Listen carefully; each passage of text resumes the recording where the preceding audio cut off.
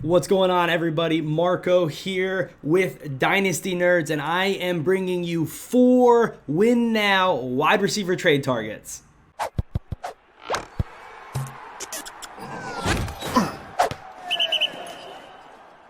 All right, so the first one, it's kind of an obvious one. You know, tons of people are talking about him right now if you are on Twitter at all, but he's worth mentioning because if he is on a team that isn't contending right now, you could get him at a very nice price. It's Mike Evans.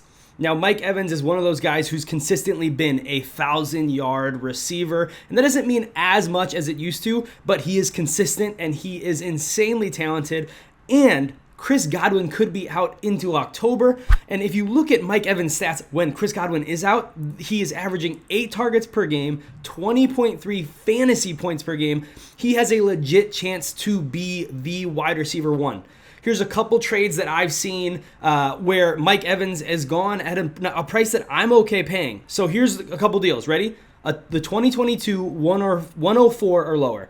And sure, if you are a win now team, you are potentially giving up a future premium wide receiver asset at 104, 105, 106, and that's kind of where I'm drawing the line. But any of those picks could be a very good player for the long term.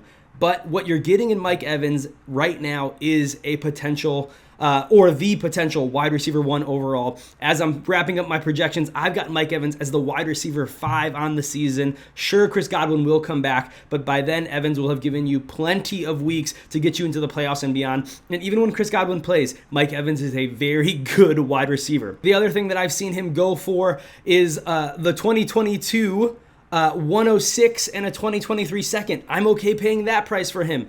Dameon Pierce and Juju Smith-Schuster. I'm okay paying both of those guys for a Mike Evans. Dameon Pierce isn't a guy I really believe in too much as an NFL level talent. He's going to probably get a majority or at least a lot of the work for this Texans team, but it's a team that's not going to be near the red zone very much. They're not going to be near the goal line very much, so the touchdown opportunity is limited. And as an overall running back talent, I see Dameon Pierce as kind of a replacement level player. And then you'd also be giving up a guy in Juju Smith-Schuster, who I believe in truly as a decent wide receiver for the Kansas City Chiefs, especially being kind of the guy who has the advantage over the rookies that they've added and the guys they've signed in free agency who I think aren't very good in MVS.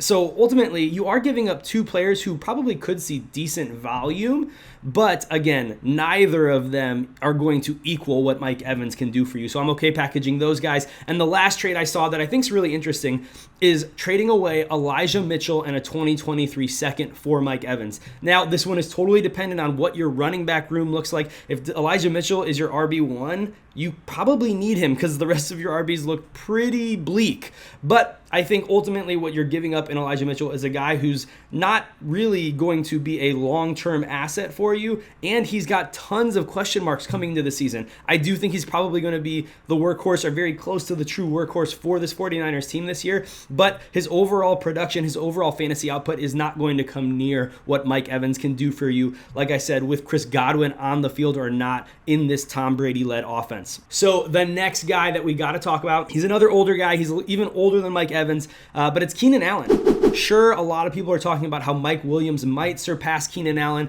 when it comes to fantasy production this year, and while that might be true, Keenan Allen is a prolific wide receiver, one of the best route runners in the NFL, with one of the best young quarterbacks in the NFL, and it's on a team that keeps improving year after year. They added pieces of this defense. They added pieces to this O-line, and ultimately, Keenan Allen averaged 16.11 fantasy points per game last season. Over a 17-game season, that would have been on pace to be wide receiver 8.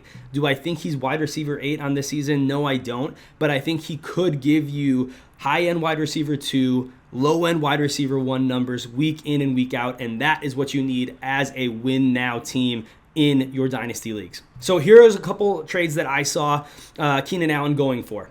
Leonard Fournette and Chris Olave for Keenan Allen and Josh Jacobs. while I do think Chris Olave will be a very good fantasy player, I've talked about this on Twitter, if you follow me there at Marco_14P, that Olave could be a very, very good wide receiver 2 for fantasy. I don't know if I see him as a true elite wide receiver 1 when it comes to fantasy production. In the NFL, he's going to be much better than he will be for your fantasy teams for the long term, and especially for this season, even if he does end up leading this team in targets with maybe a Michael Thomas not playing or not playing a lot. So when you're trading Fournette, who I think is probably a top 8 running back, and Chris Olave, who's a little bit of a question mark, but he's definitely in that wide receiver 2, wide receiver 3 range at his highest for this season, for a Keenan Allen and a Josh Jacobs, you are getting premium value for this season. I think Josh Jacobs has a nice opportunity in this improved offense as well, but we're not going to talk about him much because I'm saying the real piece here is Keenan Allen. All right, another trade that I might get some pushback on, but you need to hear me. Rashad Bateman for Keenan Allen and a 2023 third. Ultimately, I don't think third round rookie picks or below are very valuable, but if you can just get another piece on top of Keenan Allen for a guy like Rashad Bateman, that's a win for you because you're accruing more assets that you can potentially move in the future, or go ahead and take your lottery pick in the 2023 third round of your rookie draft. But Rashad Bateman's getting a ton of hype right now, as he should be. He was one of my favorite wide receivers coming out last season. He was my rookie wide receiver 3 last season, and obviously that didn't really work out in his rookie season, but he is now the wide receiver 1 on this team. But even that is a very limited number of targets on this team that really utilizes the running backs and the tight ends. So if you can turn Rashad Bateman into a Keenan Allen, you're probably trading away a low-end wide receiver 2, maybe mid-range wide receiver 2 for a potential wide receiver 1 candidate in Keenan Allen. It might hurt in 2 years, but you might get a championship this year, and that makes it worth it. All right, the last trade here I saw for a Keenan Allen is Kadarius Toney and Michael Carter. Now, I'm not sure if you're a Giants fan. I'm not sure if you're a Kadarius Toney truther, but what you need to know is that Kadarius Toney had very small moments of success in the NFL, and when they happened, they were awesome, and they were really fun to watch. It was really fun for your fantasy team. Do I think that Kadarius Toney is a wide receiver I want to put much value into when it comes to my Dynasty roster? Absolutely not. Kadarius Toney is one of the most volatile players to me. He doesn't seem like he's mature enough to stick on the field for very long. They've obviously found a very similar player in Wan'Dale Robinson, and no matter what you think of what his fit is in an actual NFL offense with his size, I think they've basically said, we're not really sure if we are going to have Kadarius Toney all season, much of the season. We don't know if we want to keep him on our team because they've found his almost exact replacement in Wan'Dale Robinson.